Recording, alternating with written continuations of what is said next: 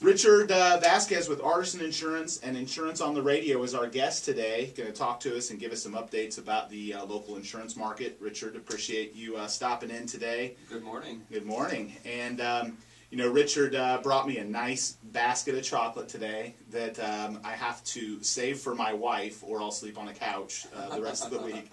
So, but one of the topics I wanted to get to, Richard, which I'd love your insight on, we see a lot of homeowners that are unable to sell their home right now, deciding to go the landlord route.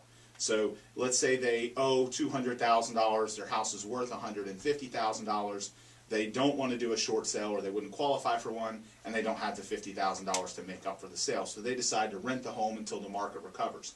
But I see a lot of homeowners make mistakes when they go to do this, because I think they either think it's easier to rent a home or they don't anticipate the cost of repairs and maintenance and management and evictions and all those types of things. But also from an insurance standpoint, what can you give the people out there that are listening, in terms of tips when they've got a home that they've occupied that they're going to turn into a rental?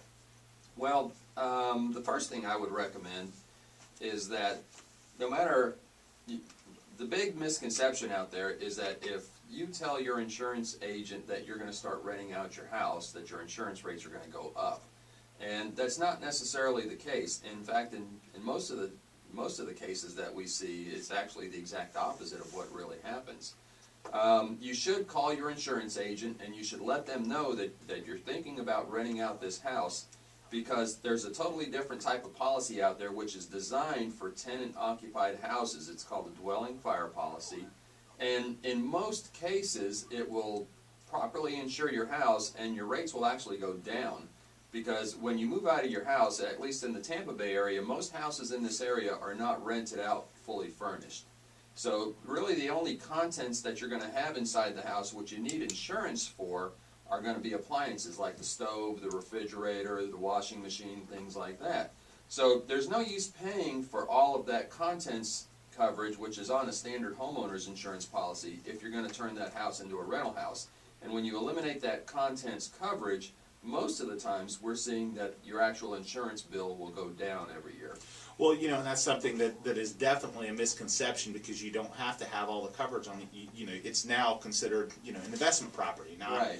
All your stuff isn't in there anymore. You've moved that all out. So it's definitely important to do that. I've also heard horror stories where people have, because they didn't change the policy, there was some chance of something not being covered because they didn't tell the insurance company about it, especially in situations where they've been renting the home for years and years. So I think they're probably fearful of the rates going up when in fact they're telling me the opposite of that should happen. Right, the rates should actually go down. And in the event of a claim, if you haven't switched over your homeowner's insurance, and whatever the situation might be, a minor fire, anything along those lines, and you get an insurance adjuster out there to look at the claim, and all of a sudden, Mr. and Mrs. Smith answer the door, who are not you, the owner of the house, then all of a sudden the insurance adjuster starts asking questions, and if it's not the proper type of insurance, it could really cause some serious problems for your insurance claim.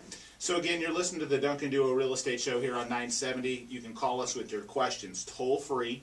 1-800-969-9352. In Hillsborough, 813-990-9352. And in Pinellas, 727-461-9352. We'd love to answer your questions about financing, insurance, the real estate market, buying and selling homes, the future of the real estate market, real estate technology. Whatever your question is, we'd love the opportunity to talk to you, so feel free to give us a call and we'll answer your question live on air. So a couple other things to watch out for if you're converting from not having been a landlord before to now being a landlord. You never want to be desperate for a tenant.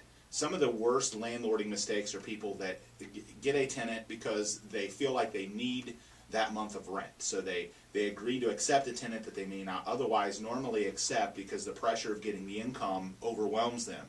And I've seen far too many situations where people just agree to accept a tenant that they probably should have done a little more due diligence on, or they should have kept shopping for the right tenant for their particular property. So that's certainly one aspect of it. I think secondly, if you can't commit the time to being a property manager, which is what you're going to be, hire someone to do it.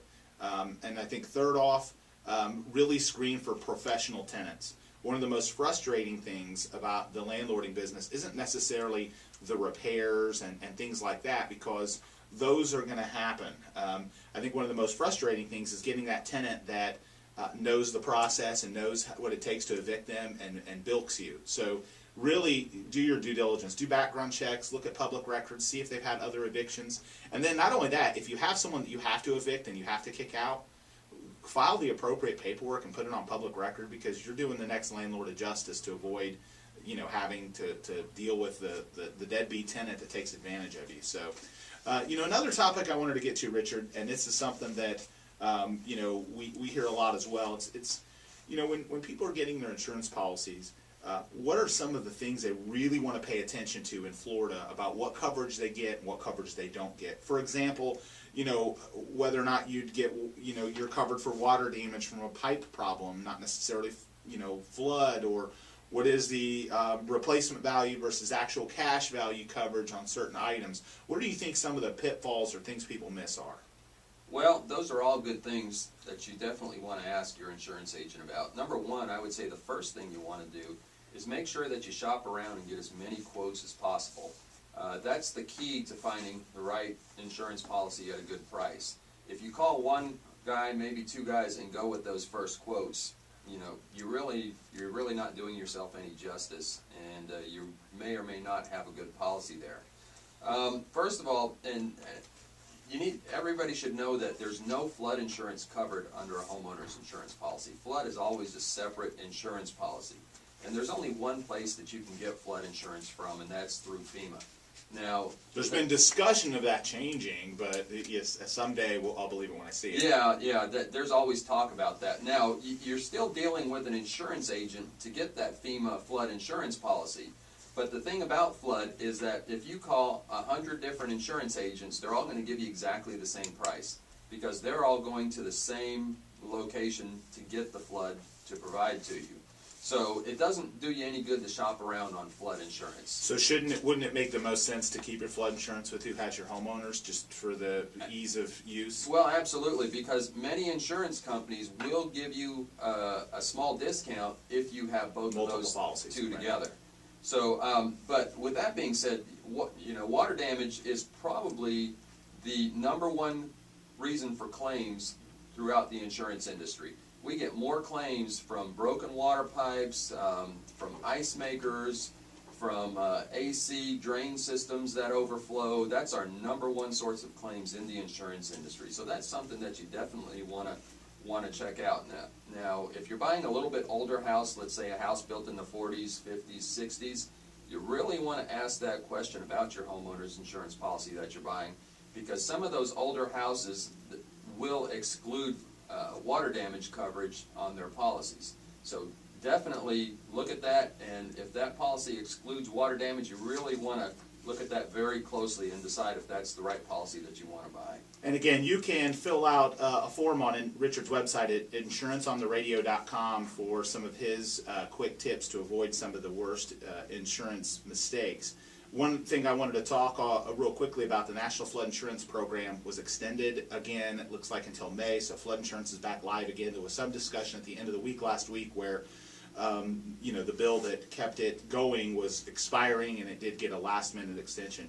So we will be right back after a quick break, talking with Richard about the local insurance market, as well as some stats on real estate and some other articles about contingency sales, after a quick break here on the Duncan Duo Show.